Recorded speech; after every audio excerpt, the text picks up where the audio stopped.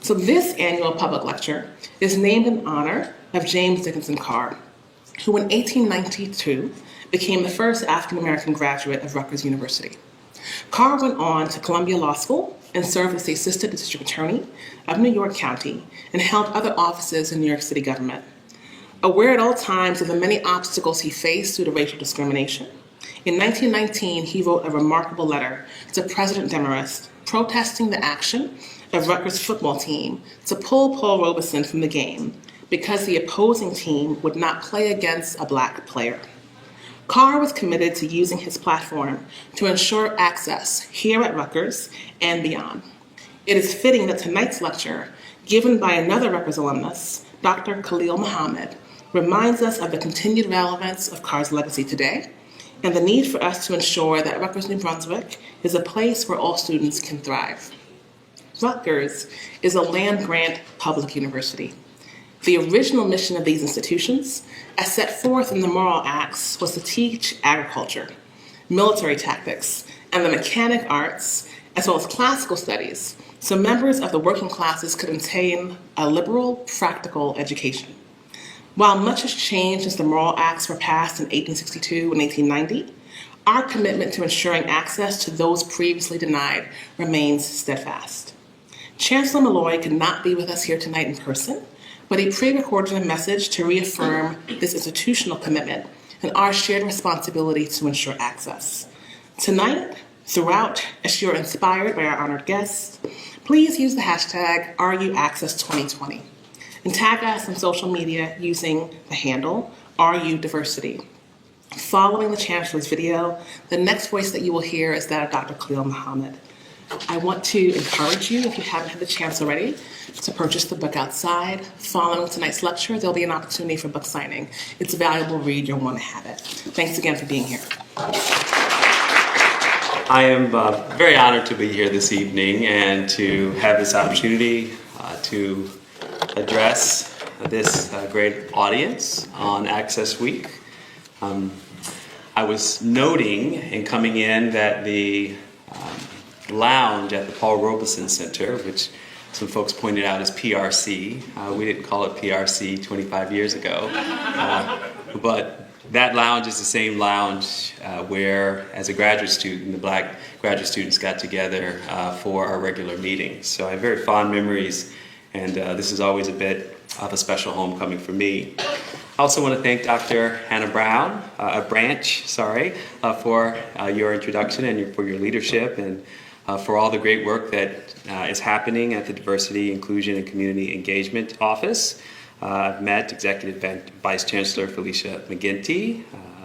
Yes, there she is. James Whitney and Keisha Dabrowski have also been key collaborators in bringing me here and been very gracious hosts. I also saw a couple of my history faculty members during the reception, and I was looking for Professor Paul Clemens.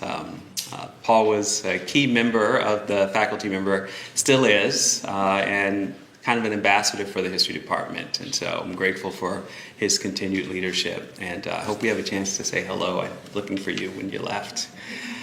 And there are a few others in the audience who are friends and colleagues here. Grateful for you to come out. Hope to offer something new if you've heard me talk before. I've been thinking a lot about my role and responsibility as a historian and thinking much more deliberately about the role of history in society and where there are gaps and voids. When I was at the Schomburg Center, where I spent 5 years in between teaching at Indiana University and going to Harvard, I took it upon myself to be much more intentional about making sure that all the great work that was happening on various campuses around the nation and the scholarship of those individuals would be translatable to general audiences, would reach people in a way that could empower them with a sense of not only what happened before, but might help them think about blueprints that might be informed by that history. And I say that just as preamble because in many ways, that's the glue that holds my work together now. And while I still work on historical projects for historical projects' sake, archival research is still key to my work. A lot of it is also focused outwardly. So let's get started. I'd like to set the context for change. And so I like to think of this as the stakes. What is it that motivates the need for doing something differently? If diversity is not enough, and I'm suggesting here that something that might be awkwardly titled bias education as a social vaccine, let's figure out together why that's important. Dr. King says here in 1967 in his final book, "Ever since the birth of our nation, white America has had a schizophrenic personality on the question of race. She has been torn between selves, a self in which she proudly professed the great principles of democracy and a self in which she sadly practiced the antithesis of democracy. This tragic duality has produced a strange indecisiveness and ambivalence toward the Negro, causing America to take a step backward simultaneously with every step forward on the question of racial justice. To be at once attracted to the Negro and repelled by him, to love and to hate him. There has never been a solidified," something is off here, I can't quite see, there we go, "solid, unified, and determined thrust to make justice a reality for Afro-Americans." And so, if we think about to love and to hate, just to be illustrative, we'd have a better sense and better context for Ralph Northam's 1980s yearbook. Now, it's easy to pick apart and to cherry pick the most sensational instances of racism in this contemporary moment. And while certainly a bit of that is true in this moment, I think we're just peeling back one layer of an onion that goes much deeper than our contemporary moment. So, blackface, of course, itself was both a form of mimicry and flattery, a form of literally embodying the black body, also a form of caricature that gave license to the dehumanization of black people, to various forms of racial terror. What's particularly revealing in Ralph Northam's alleged participation on this yearbook page, at which he both admitted and denied, is the proximity of actual blackface and a Klan-robed man. Now, if anyone happened to miss that USA Today did a deep dive around the controversies when this hit the national news, they looked at 900 yearbooks published in the 1970s and 80s, covering 120 colleges across 25 states, and found 200 similar examples. And so there was nothing particularly exceptional about it. In fact, one of the things that I wrote about when I wrote an op-ed on this particular point was that it wasn't just that the photo was taken. It wasn't just that people got in costume, whether Ralph Northam was in it or not. But the editors of the yearbook signed off on this. The printer signed off on this. Somewhere in the food chain, a faculty advisor, so on and so forth. I also been thinking about how, in this moment of caging young children at the border, that we might also think about the relationship of anti-black racism as a core feature of American democracy. This is one of the baseline arguments of the 1619 Project that has come under some scrutiny by my fellow colleagues. And I say some scrutiny as a qualifier. Right now it's small, maybe it will grow. But if you accept as an argument, for argument's sake tonight, that anti-black racism forms a core pillar of American democracy, part of the lesson of what has been happening at our border around young children being separated from their parents is that anti-black racism legitimizes all other forms of racism. It gives license to them. And so as we think about what some refer to as intersectionality, both in terms of the relationship of race and gender and sexuality and disability, we also ought to be thinking about what form of racism helps to open up like a prism our understanding on all those other forms. And so I wanted you to learn a little bit about the work of a scholar named Monica Martinez, who's written a book called The Injustice Never Leaves You. It's just published a couple of years ago. She's a Brown University professor, recently tenured. And she describes here the history of violence at the border.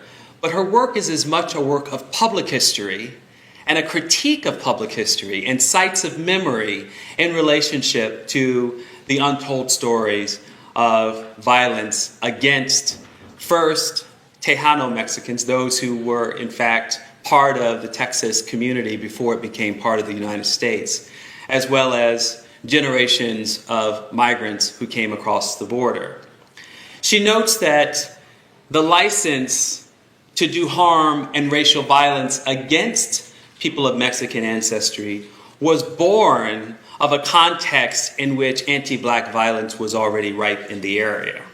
Racist assumptions of bad Negroes would support the continued racist depictions of the Mexican bandit. And so if we think about what licenses the kind of state-based violence we are seeing at the border today, we should not perhaps be entirely surprised by what Dr. Martinez observed in a local Dairy Queen in Sabinal, Texas in 2011. So here is a hanging advertisement for a Mulatte, frozen coffee drink. But behind it is a series of photographs. And it's not necessarily obvious what these photographs are about. It turns out that Dairy Queens, I didn't grow up going to Dairy Queen. I'm not even sure we had Dairy Queen on the south side of Chicago. Maybe down on the shore here in New Jersey, they're a little more popular. So they take on local fare.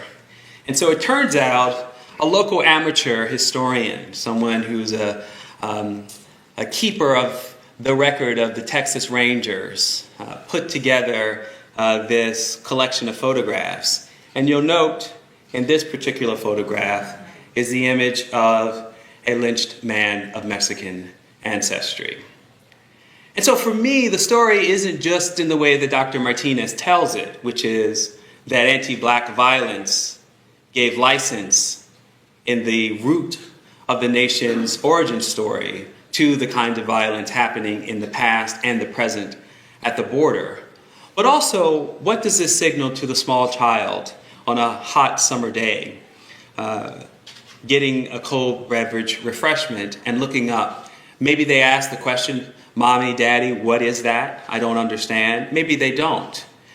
But in some ways, in the absence of any other storytelling, any other history, we're teaching our citizens something about what we value in this country. And so this is a familiar story because the stakes couldn't be higher. This is, of course, a record of the recorded lynchings that happened state by state in the South. This is not the full record because there were a number of lynchings that happened outside of the South.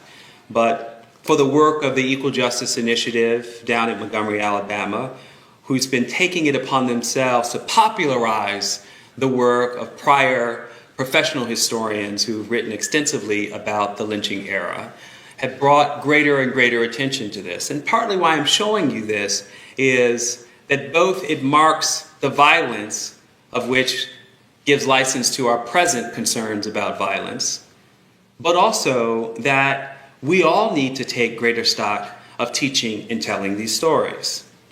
The stakes also look like this. Of course, what happened in Charlottesville turned out to only be the beginning of a number of heinous racist acts directed against various religious and racial minorities in the United States. I won't spend a lot of our time telling all of those stories because most of us enter into this space fully briefed on what's happened recently. But I do want to call your attention to the age of these young men. I want you to think about the ways that we take comfort in the idea that each generation gets a little bit smarter, a little bit more tolerant, grows up with a little bit more proximity in spaces that we call diverse. That diversity often, according to some scholars who write about diversity through a higher education lens, has almost always never really been about teaching white people about what it means to take responsibility for the histories that have shaped the infrastructure upon which they benefit. In other words, mostly diversity has never been much about power. And even when it functions in most contexts as an institutional norm, as something important, a priority to an organization, often the celebration of diversity really is to the benefit of white students. White parents send their kids to schools because they're diverse, which means that their kids are going to take from the experience of others, and in most cases, not give back. And of course, as we know, in all too many instances, those children of color will be the ones who bear the responsibility for doing all of that work. And so when we think about these young white men and their chants of Jews will not replace us, we hear from one in particular, a man named Chris Cantwell. Chris Cantwell was interviewed by a reporter for Vice News.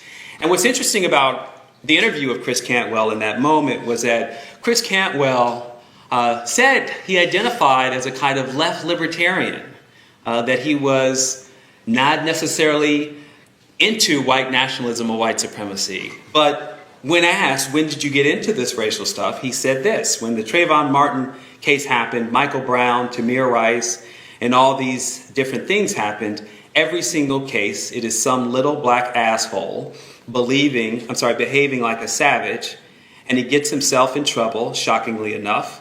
Whatever problems I might have with my fellow white people, they generally are not inclined to such behavior.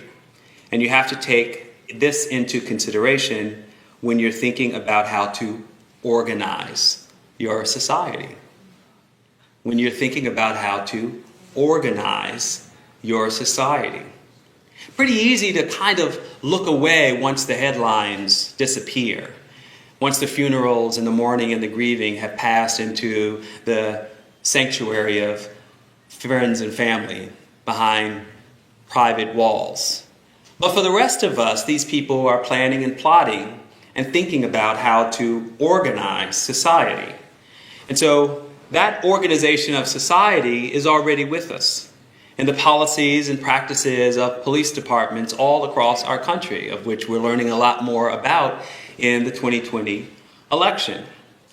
In the case of Ferguson, which is a direct reference to Michael Brown, as Chris Cantwell describes himself, we learn from the DOJ report, according to what they said, that their investigation revealed that these disparities occur, at least in part, because of unlawful bias against and stereotypes about African Americans.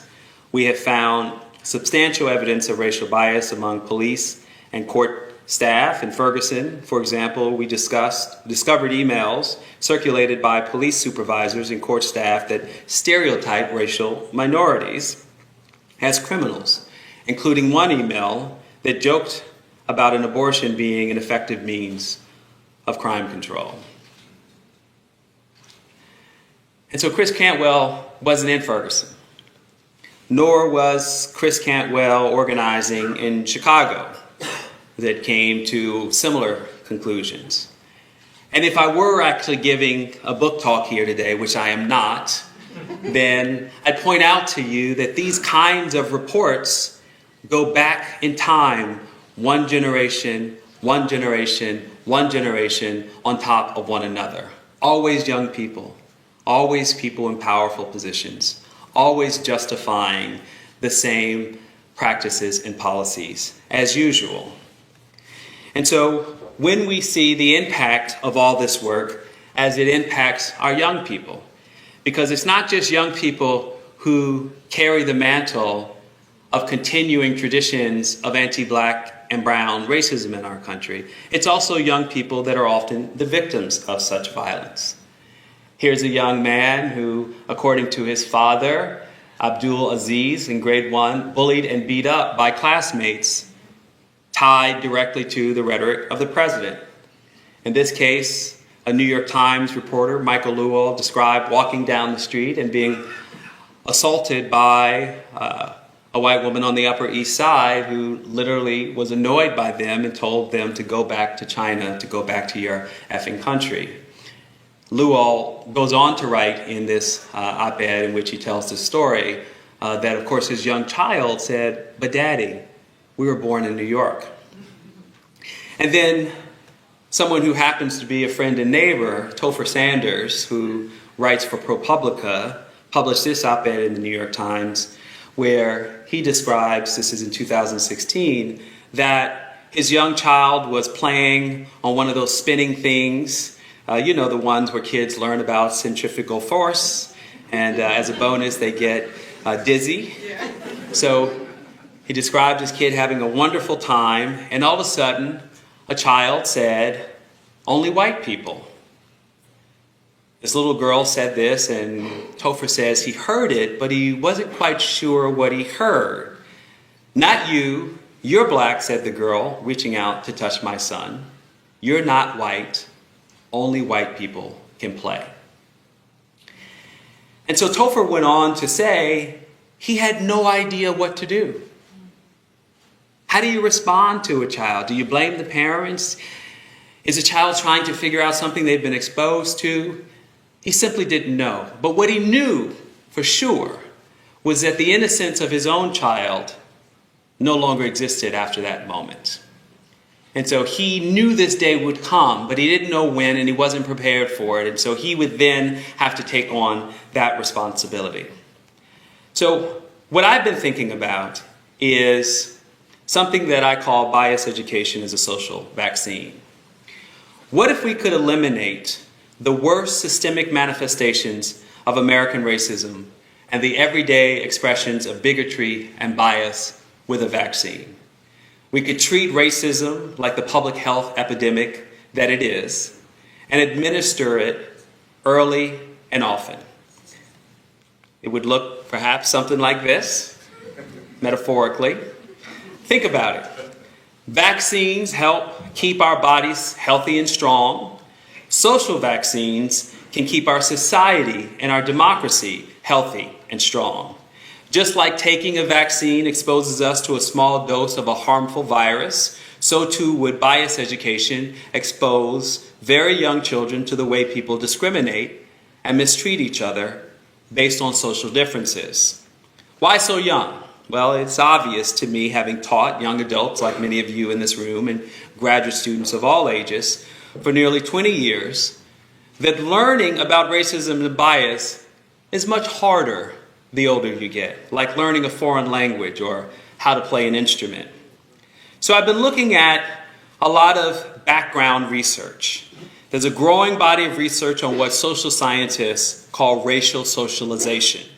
That's when parents teach their children about how to navigate race in the world. Most of the research is focused on black families. For generations, African Americans have had to tell their children how to avoid the sometimes lethal consequences of breaching racial protocols. What many folks call, come on, you can say it, the talk, also helps build self-esteem, a positive self-image, and a greater sense of agency in the face of microaggressions, structural discrimination, or worse.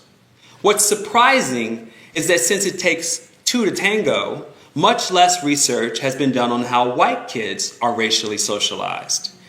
Quote, "The very few but important studies that have examined aspects of racial socialization within white families illustrate that some white parents do not even think about race when it comes to raising white children, and that white parents do not believe it is necessary to talk to their white children about race," writes Margaret Hagerman in her recent study, White Kids Growing Up with Privilege in a Racially Divided America.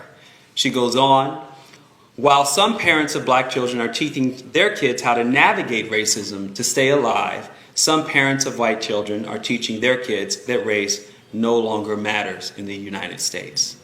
Now, it should go without saying that her observations and those of many others in our contemporary moment we might as well Xerox like Bloomberg and hand out back to the past. In other words, that every generation before, if we were to study them, we'd find similar examples. Schools are a little better when it comes to teaching about white children about racism and bias. The vast majority of teachers, more than 80% of whom are white, avoid the subject and prefer a colorblind approach. The message is everyone is the same. But of course, human beings are infinitely diverse as individuals, and everyone is not treated the same. Even as teachers and parents naively imagine preserving childhood innocence, what I consider the equivalent of abstinence-only sex education, children will breathe the toxic air of bigotry. They will learn the vast social meanings of race, cultural stereotypes, and other forms of bias from their parents, teachers, neighbors, friends, the media, public officials, and each other. Bridget Vittrup, an education researcher, prefers to use the term color mute instead of colorblind to describe how teachers are failing their students, how silence is what is really going on in classrooms, because kids see physical differences. Even babies know the difference among faces and colors. They don't know what to make of those differences until they do. And so she notes, ignoring children's comments or questions only encourages stereotypes and biases to remain unchanged. In contrast, she continues, having open dialogue about race has been associated with lower levels of bias in children. The history and present of racial bias and many other forms of discrimination can be difficult for all ages to learn. But with the right dose, at least this is the argument, of social vaccination delivered at appropriate developmental stages for young people, we can immunize them against the worst tendencies in our society. And this is just a couple of examples of those worst tendencies. Yale researchers at the Child Study Center published a study a few years ago looking at whether or not educators amongst preschool students engaged in various forms of implicit bias. So how did they test for it? They used eye tracking equipment for a series of white and black teachers to observe these young people doing the same activity. And here it's hard to see, but it says, please remember the letter of the child who you believe required the most of your attention. And the idea here is looking for disciplinary problems would draw the attention of the teacher to that child. So, no surprise, the black boy got the most attention of all teachers, despite the fact that that child was doing the same thing as every other child as instructed in this example. And so here they write in their findings, our findings demonstrate that early education staff tend to observe more closely blacks, and especially black boys, when challenging behaviors are expected.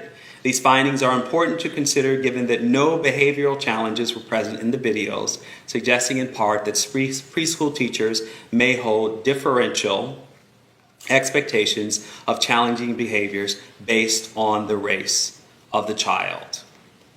There are innumerable stories and some studies of how very young children bully and say terrible things to each other based on race, religion, gender, immigrant status, sexual anxiety, and disability. Vittrup found that 8 in 10 preschool to second grade teachers rate bias low among their students, even though they observe it regularly. One of them described hearing, for example, blacks are thugs. Think of Chris Cantwell. Hispanics are gang members. Hispanics only eat Mexican food. All black people are from Africa. My own daughter, when she was in kindergarten at a Montessori school in Bloomington, Indiana, was told she couldn't play with a group of kids because she was, quote, too brown. Even sadder is the fact that the little girl who said this to her is South Asian, the only other brown kid in the classroom. One of my Jewish colleagues at a public school in town told me that his daughter, Molly, was uninvited to a birthday party in her kindergarten class because the birthday girl told her, "Jews killed Christ." What should we do about the inevitable production of bias in human beings and all the terrible things that flow from it? We know a lot more about unconscious bias among adults these days. We also know a lot more about how our brains hardwire associations and stereotypes early in life to help us move through the world safely and efficiently without thinking. But implicit bias is nothing more than the accumulation of learned or explicit bias. We are all taught, one way or the other, how to discriminate. These learned biases have huge consequences for our society, for our economy, for our democracy, and most especially for the most vulnerable. So, I have observed the power of history in my own professional career to shape civil society and how we treat each other. What we teach students and adults about the history of our nation is a big source of learned bias, along with everything else in the ether. I've become fascinated by our collective unwillingness to learn from the past. History textbooks, children's literature, museum exhibits, and monuments are among the greatest sources of misinformation, and in some instances, disinformation, deliberate propaganda. The Southern Poverty Law Center has done some of the best work to show how poorly history is taught. A 2011 study, for example, found that in a sample of 12,000 high school seniors, only 2% of them could correctly identify and explain the significance of Brown versus Board of Education. They also rated the quality of civil rights curriculum in all 50 states. 16 states had no required standards for civil rights history, and another 19 taught next to nothing in terms of civil rights history. So, of course, if we think about what that means, and most certainly the contradictions in a country that is all too happy to celebrate the accomplishments of the civil rights movement, that any lessons we might actually learn and pass on one generation to the next as a result of why we needed a civil rights movement in the first place is simply being lost over and over again. Southern Poverty Law Center, as many of my colleagues, including David Blight and Hassan Jeffries at Ohio State University, participated in producing a report called Teaching the Hard History of American Slavery, published in 2018. And there they noted slavery isn't in the past, it's in the headlines. In part to note that so much of what has been animating our national political culture and our electoral politics have turned on various conceptions of the very meaning of America. And a debate about what our real American values turn on everything from what flags ought to wave on state houses to who gets to participate in forms of dissent in professional sports. And so the question of who's deserving of being here as a citizen runs through, in part, how we think about the relationship of slavery to our present. They noted, for example, in Virginia that standards there use passive voice when describing the forced importation of labor of Africans, saying they were brought to the colony. This language, also found frequently in textbooks, portrays actions without agents, slavery without enslavers, history without choice. It removes culpability while focusing on victimhood, a dangerous proposition for teaching meaningful history. Only half of the teachers we surveyed say they teach about the development of white supremacy to support slavery, and almost all of the textbooks that we reviewed shied away from this topic. Even my dissenting colleagues who are upset about the argument that racism and slavery have much more to do with the foundation of America, in spite of the Enlightenment principles enshrined in our founding documents, seem to be most upset about the likelihood or the possibility that the lessons from the 1619 Project might be taught in our schools. And yet none of those individuals are represented in this kind of work. They seem not to have paid as much attention to how history has been taught over the last 50 years, which would reflect most of their adult lives, until now. What a strange contradiction. And yet the stakes are real. This is a rubric that they developed, the Southern Poverty Law Center. And essentially, I'm not going to go through all of this. I'm only going to point out one in particular. But here were key concepts. The one key concept I want to mention here is slavery was a central cause of the Civil War. And the idea here was to measure whether or not teachers agreed with that, what percent, students, whether the textbooks made this point explicit and clear, and whether the standards required it. So you can see there's a lot of heterogeneity here in the findings. But here, teachers scored pretty well on this. That's a good thing. We want to celebrate progress when we find it, right? So this is a good thing. Even the textbooks did pretty well, much better than we might think. The standards, however, not so much. But the kids, the young people, they didn't get it. And we have to ask ourselves, why didn't they get it? Because remember, I've already suggested to you, the malleability of children in learning new things grows more difficult as they age.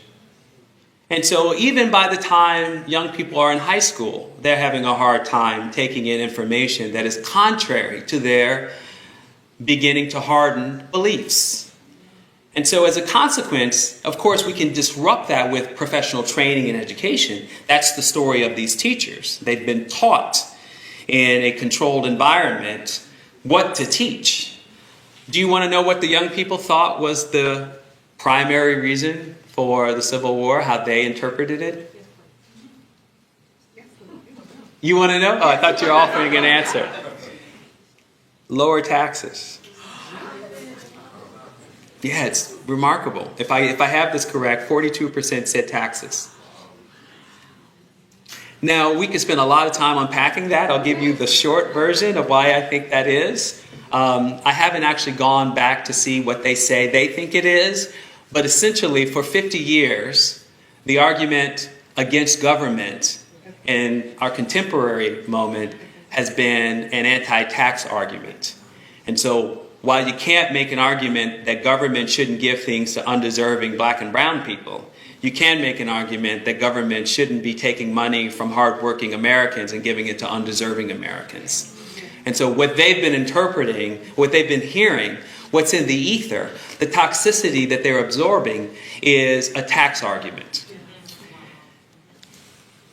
The Southern Poverty Law Center study found similar findings and, oh, this slide is out of place. That's okay. So this is just an illustration of the political stakes. Stephen Colbert did an interview of a sitting congressperson. And in that interview, it was meant to talk about the centennial of Brooklyn. Any Brooklynites in the house? Yeah, exactly. So in 1898, Brooklyn was annexed, and so this was a kind of death of Brooklyn. But nevertheless, Stephen Colbert had this congressperson from Brooklyn on his show. Some have called Brooklyn's decision to become part of New York City the great mistake of 1898. If you could get in a time machine and go back to 1898, what would you say to those Brooklynites? I would say to them, set me free. Free from slavery. Slavery, really? I didn't realize there was slavery in Brooklyn in 1890. I'm doing my best Stephen Colbert snark. I'm pretty sure there was. It sounds like a horrible part of the United States that kept slavery going until 1898. Who would be enslaving you in 1898 in New York? Wait for this one. The Dutch. Those sneaky Dutch bastards. Now, it's as laughable as it is tragic. And, I mean, actually, you can look this up, and I'm not here to throw shade, but it's Yvette Clarke, a black woman from Brooklyn. So this is a problem that's affecting all of us. And it's not to say that her capacity to govern well, there's a direct line between this problem and her abilities, but it shouldn't be that way.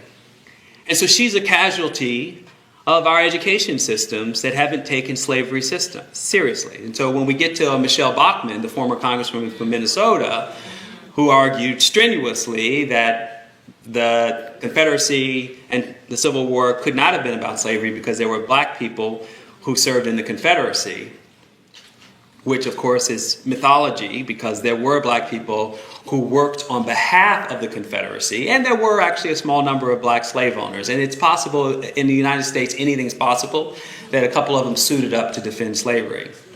But to use the paucity of evidence of any participation of a black person in supporting the Confederate cause, most of whom were enslaved people supporting their enslavers, as evidence that that wasn't about slavery, is her own expression of illiteracy about our past. Donald Jacobone published a study in the Chronicle of Higher Education where he looked at a collection of 3,000 textbooks published in the United States about American history. He just simply, taking Harvard's collection as authoritative and complete, scanned these textbooks, and this is just one way in which he describes what he found. Across time and with precious few exceptions, African Americans appeared only as ignorant Negroes, as slaves, and as anonymous abstractions that only posed problems for the supposed real subjects of history.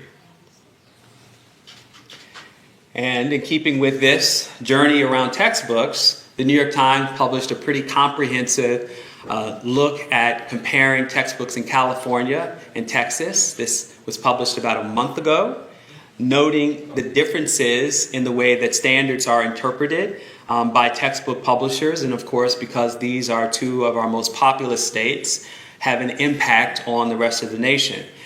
It also is true that textbook publishers, because of digital textbooks, have gotten a bit more savvy in customizing for your state your version of American history.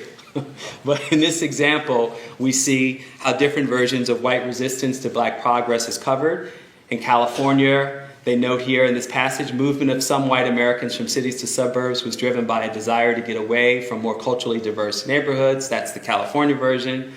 And the Texas version says some people wish to escape the crime and congestion of the city, which doesn't take much to recognize the dog whistle of too many black and brown people in the neighborhood.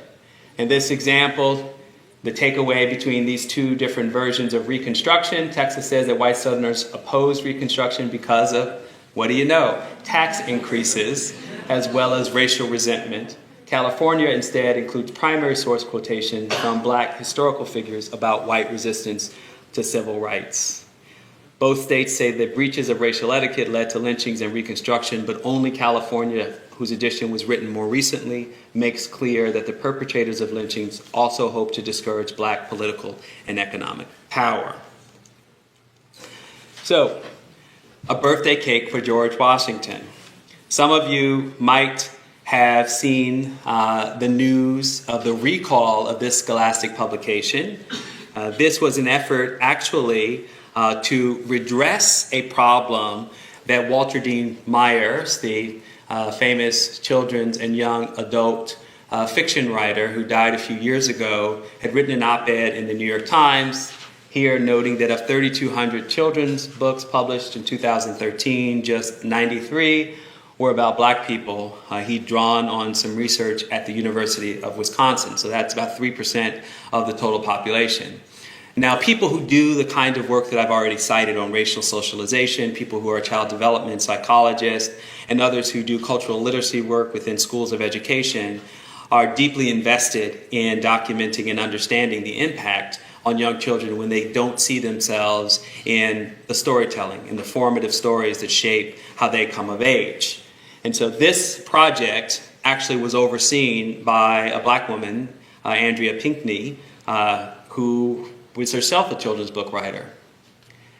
And I don't know how to explain it, and so I sat down with Andrea to figure it out. And I still couldn't quite figure out how this happened, but I know that it wasn't malicious. And part of what I'm trying to point out here is that some of this is malicious and some of it isn't.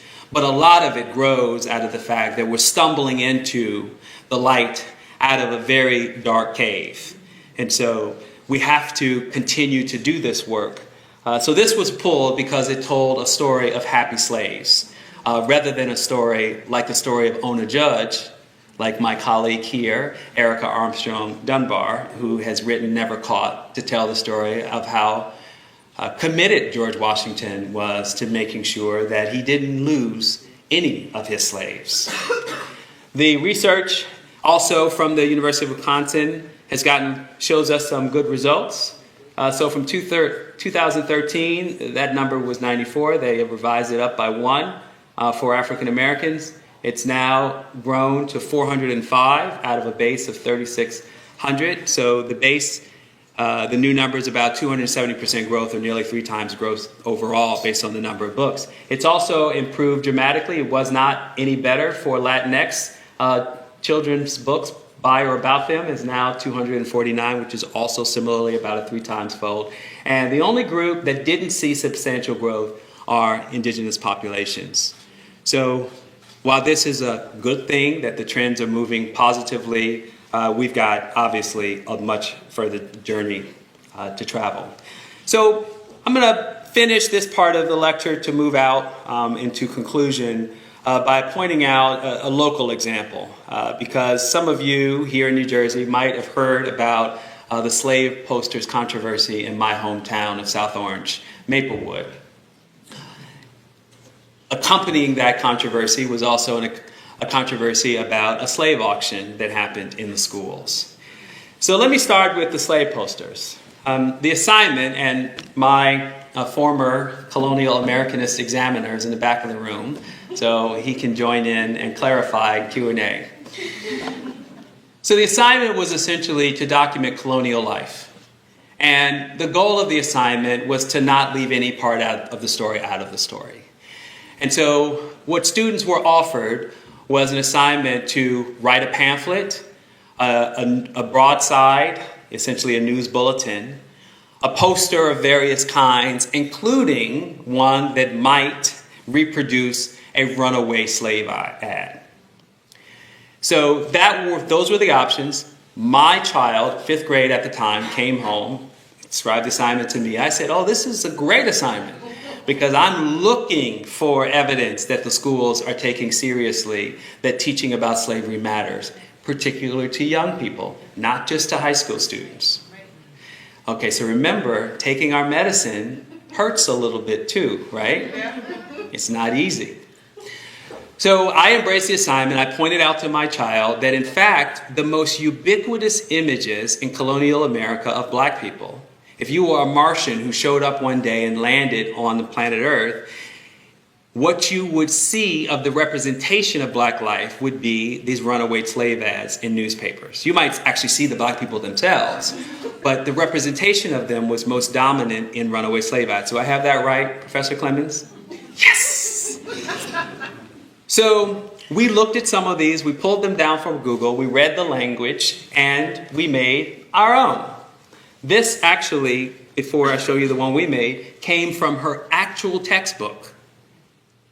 So in the textbook itself was teaching about colonial life, because otherwise colonial life would be the version that Colonial Williamsburg teaches, which is that life was difficult in colonial America, we were all in this together.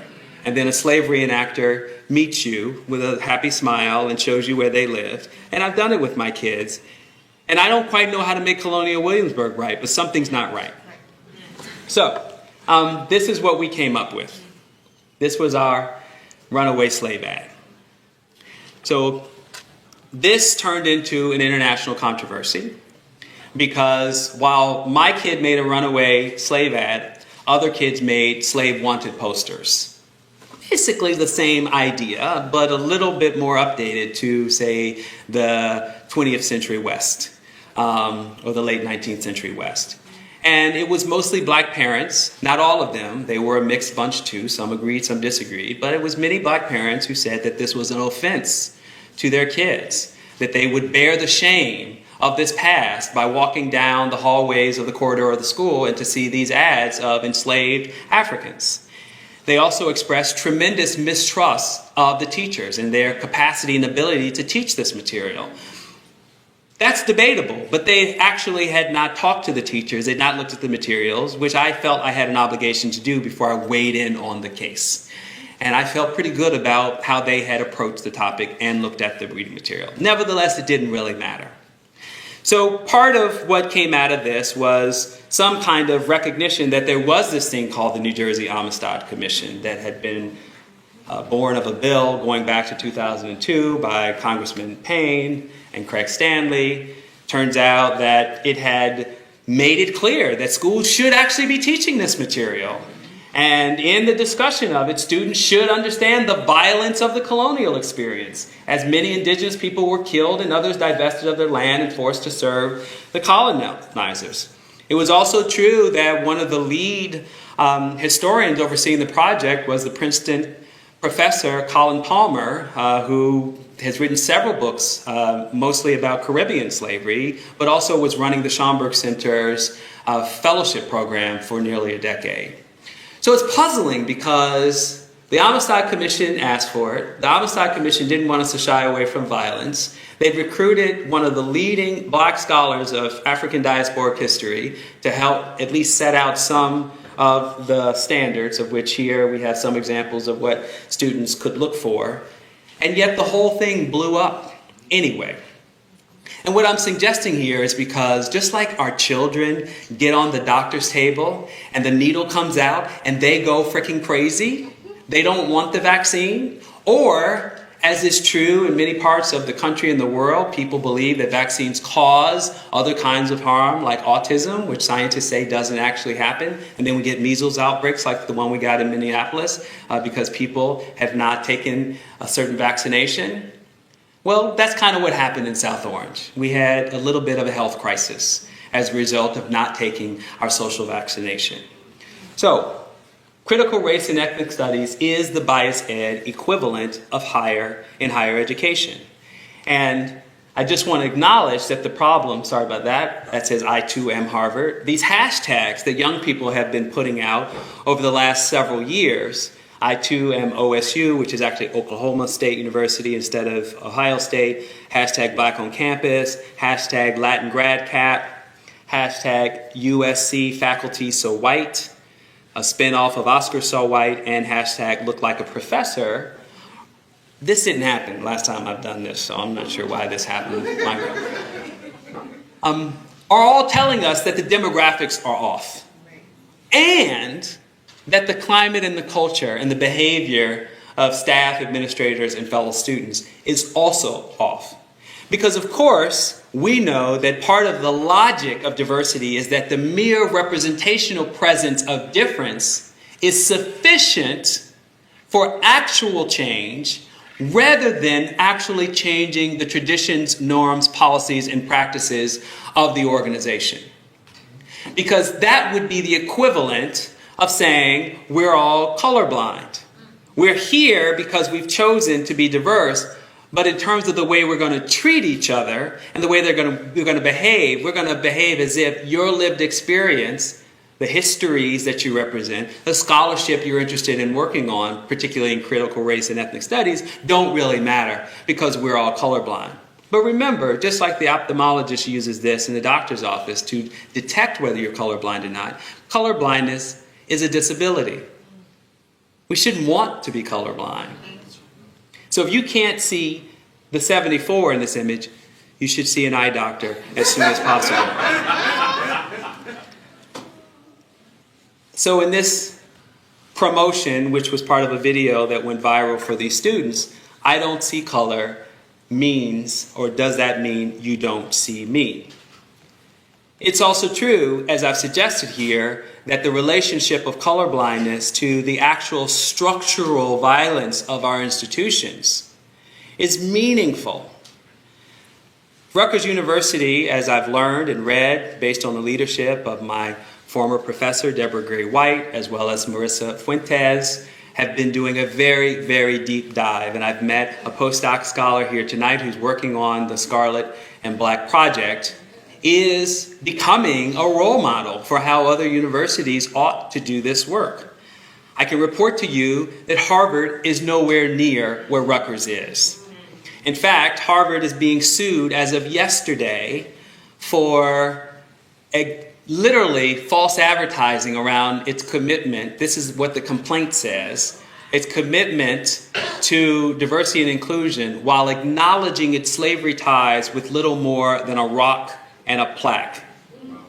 Because the plaintiff in this suit, Harvard Prison Divestment Campaign, believed that the relationship of mass incarceration today and slavery means that Harvard has an obligation to reckon with that present as much as it has a responsibility to deal with its past. And so it is refusing to divest in prisons as well as to adopt prison education initiatives on campus. The law school, as you might recall, also had an insignia that was by the Isaac Royal family, a Caribbean slaveholding family whose wealth allowed Harvard Law School to get a leg up financially. After calling for the removal of the insignia, someone vandalized every black professor's portrait in the law school. And in this case, we see a former Rutgers University professor, Annette Gordon-Reed's face with black tape put across it. The students in that case, here we are talking about adult graduate students and future law school students, said to Randall Kennedy, who wrote this op-ed in the New York Times, why they were upset. They complained of a paucity of black professors, courses in which racial issues, though pertinent, are marginalized, teachers whose interactions with black students display far less engagement than interactions with non-black students, white classmates who implicitly or even expressly question the intellectual capacity of black peers. For example, you know, don't you, that they are here only because of affirmative action. And campus police officers who subject black students to a more intensive level of surveillance than white students. So this isn't just about touchy-feely identity politics, as is often ridiculed in our national debate about such issues. This is fundamentally about what kinds of knowledge is valued in the academy. And so we can't think about our professional schools as places that aren't implicated in this problem. So it seems to me, based on my experience at the Kennedy School, where I'm the third tenured black professor in its history, and like the others who are not tenured and mostly are lecturers, none of our work counts in the core. Most of what we teach is still optional.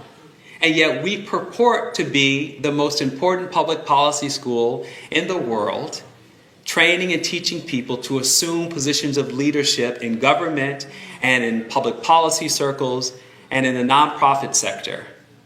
So I guess learning about race and racism or colonialism are not that important to making smart decisions about how we ought to govern ourselves in leadership positions. This problem is also the case at the Harvard Business School. A few years ago, the journalist Ellis Coase published a top 10 rules for success. So undergraduates, if there are a few of you here in the room, listen up. If you're an adult who feels like you haven't quite hit your stride yet, you might learn something here. So rule number 1, you can only go so far as your networks will take you. Rule number 4, embrace self-discipline and perseverance as virtues. Rule number 7, and I'm just skipping so you don't have to read all 10, cultivate people who are more powerful and important than yourself.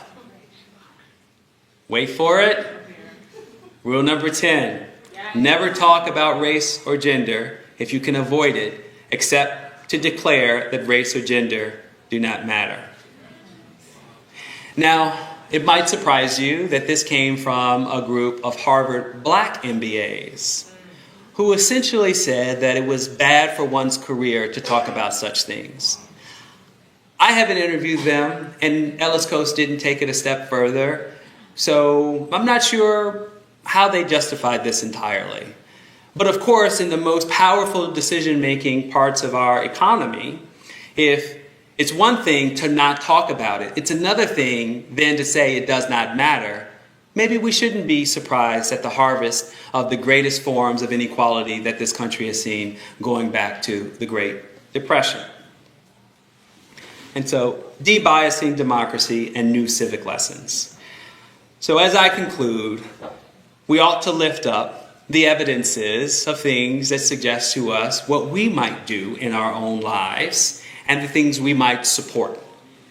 And so here, my colleague is not just writing for adults in the way that we professional historians are required to do to produce new knowledge. She's also taken it upon herself to translate to broader audiences, especially young people.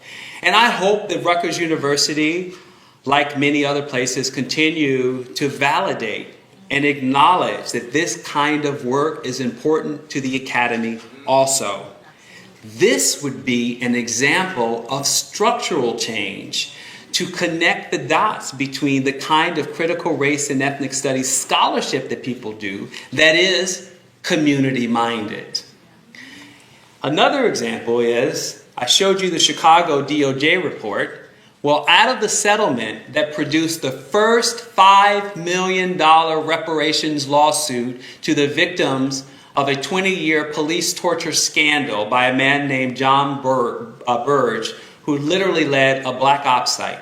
If there is something that could be close to what Bloomberg's Stop and Frisk campaign over 12 years teaches us about the nature of policing in America, this would be the equivalent.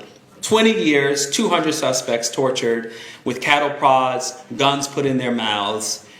Guilt or innocence was totally irrelevant. Many of them ultimately forced into false confessions and serving years, in some cases decades. Many were released, $5 million reparations lawsuit, but in the lawsuit, because of the activists, young people in Chicago with Black Youth Project 100, demanded that the story be taught to every Chicago public school student. They've rolled it out, they're doing it, and you can guess, of course, that in every school where there's a sizable presence of kids whose parents happen to be cops, they're objecting and calling this cop hatred and anti-cop, and of course, Blue Lives Matter. So the struggle continues, but if we want to ask ourselves, what does the work look like? What does the dosage of medicine look like? We're starting to see what that looks like. And of course, with these monuments, we should be taking them down, my opinion. But of course, the pedestals upon which they stand, metaphorically, is the base of white racism, the structural discrimination in our society. So we should continue to provide counter-memorialization. This is Bryan Stevenson's new National Memorial for Peace and Justice, which opened in Montgomery, Alabama.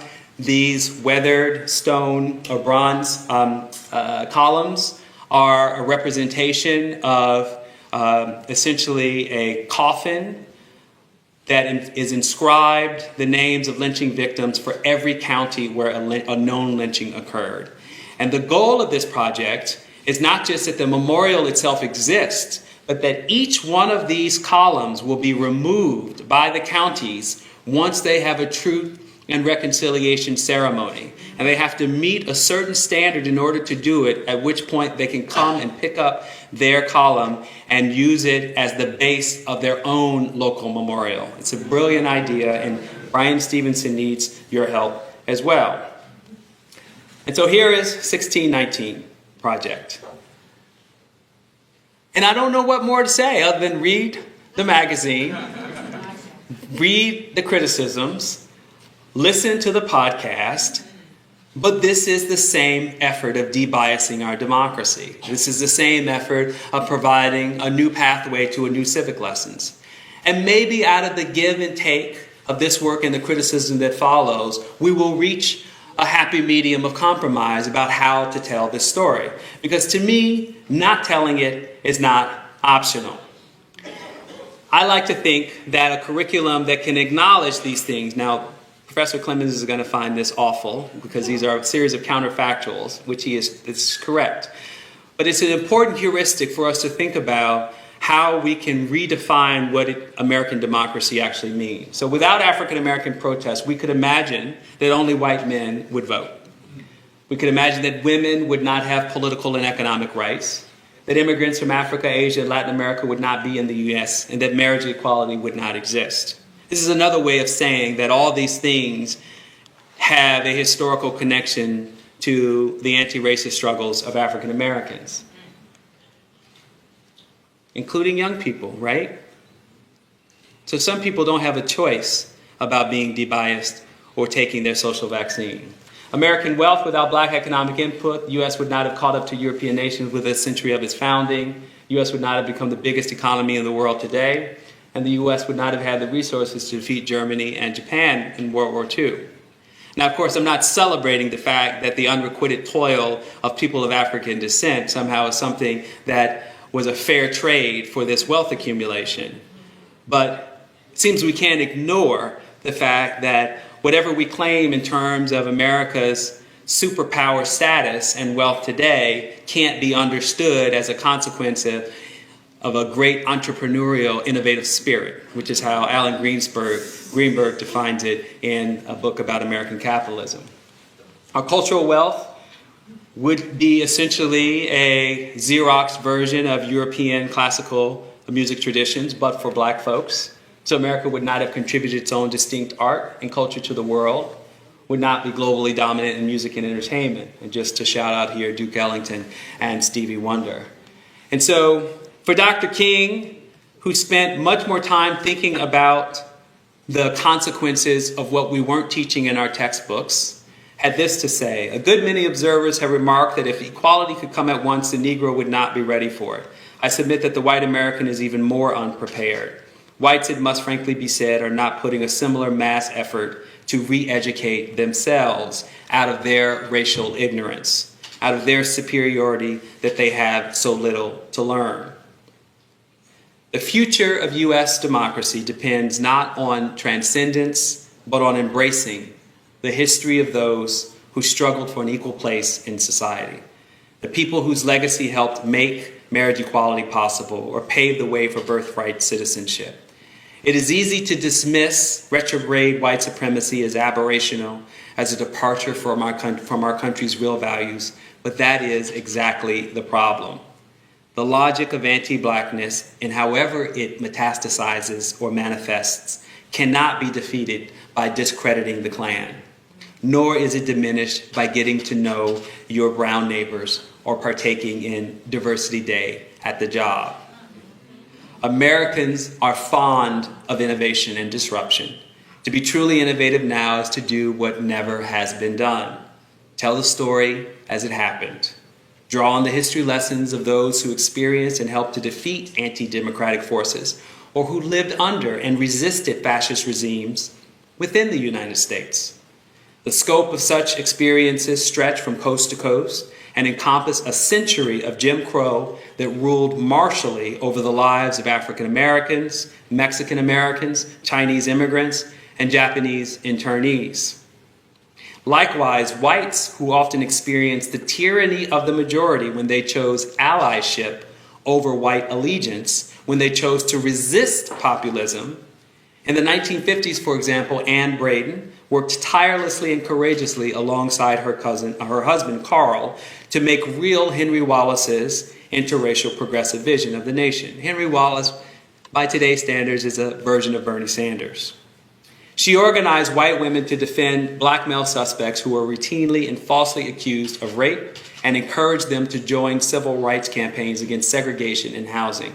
For her efforts to resist the Dixiecrat revolt, she was red-baited, blacklisted, and in 1954 charged with sedition. We can choose to build a new civic culture that sees this history not as an unfortunate diversion from the inevitable march towards progress, but rather as a necessary component to it. We must make it plain for the youngest of citizens and newcomers alike by delivering bias education as a social vaccination, that U.S. democracy is in fact contingent on learning from the past, not overcoming it. Democracy can expand or contract, include or exclude, protect or destroy. But a democracy of the racially vulnerable and economically insecure is not a democracy worthy of its name. Instead, to see our democracy flourish is to demand new history lessons, new civics lessons, new origin stories, ones that are drawn out of the stories we keep forgetting and distorting. Thank you.